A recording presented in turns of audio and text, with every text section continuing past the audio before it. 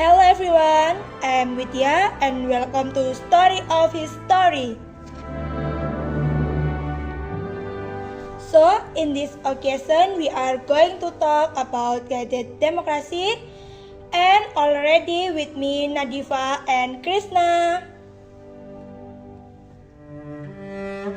How are you, Nadifa? I'm fine, thank you for asking. And how are you, Krishna? I'm fine, thank you for asking me. First, I'd like to ask Nadifa what exactly is meant by guided democracy. Well, guided democracy was a political system introduced by President Sukarno after the Presidential Decree of July 5, 1959. Basically, this system emphasized deliberation and consensus rather than majority voting. The idea of guidance here refers to decision-making led by wisdom and consensus, not by competition of votes. Okay, I see. Then what was the background of its emergence, Krishna? Okay, the emergence of the guided democracy is the main background. I conclude from an article posted by American Journal of Political Science by Saijeh Kwa. The main background was the failure of parliamentary democracy at that time. It could not solve problems like poverty, inequality, and political instability. Many people were dissatisfied because the ideals of proclamation were not achieved. That's why Sukarno believed there need to be a correction to the political system by returning to Pancasila values, especially by the principle of deliberation, consensus, and social justice. Interesting. Now, what was the purpose of guided democracy, Nadifa? The purpose was to build a just and prosperous society, both materially and spiritually. Sukarno wants a presidential system that was more centralized and efficient to realize the goals and independence. Okay, and what were the characteristics of guided democracy? Okay, the characteristics have several. The first is dominant leadership. Sukarno became the central figure in politics. Second, political power was highly centralized. The third, the leader was considered a mediator between a people and the government. But on the other hand, individual freedom were limited, like freedom of the press and freedom of speech. Decision making was based on political consensus, and the government focused strongly on social and economic development.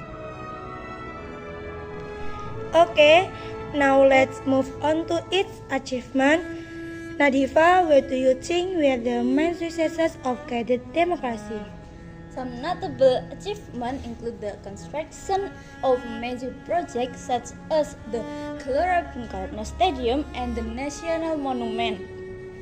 Indonesia also hosted the 4 Asian Games in 1964 and created GANEVO in 1963. Politically, institutions like the Professional People's Consultative Assembly and the Supreme Advisory Council were established. There was also the Work Cabinet, which focused more on national development. And internationally, Indonesia played an important role, for example, in the Asian African Conference. That sounds impressive, but of course, there were also failures. Could you explain that, Krishna? Sure.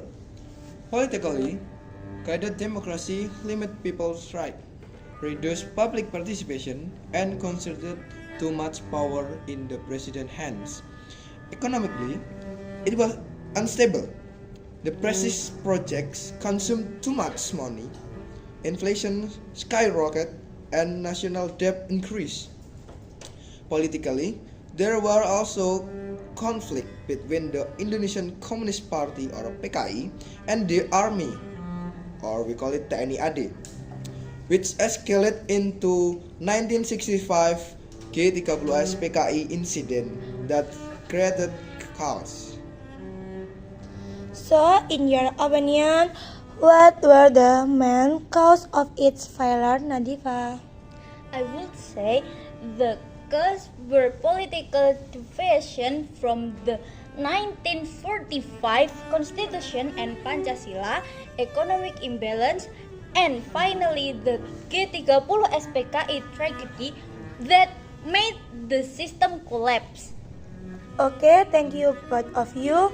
For the conclusion, can you give me the closing statement, Krishna?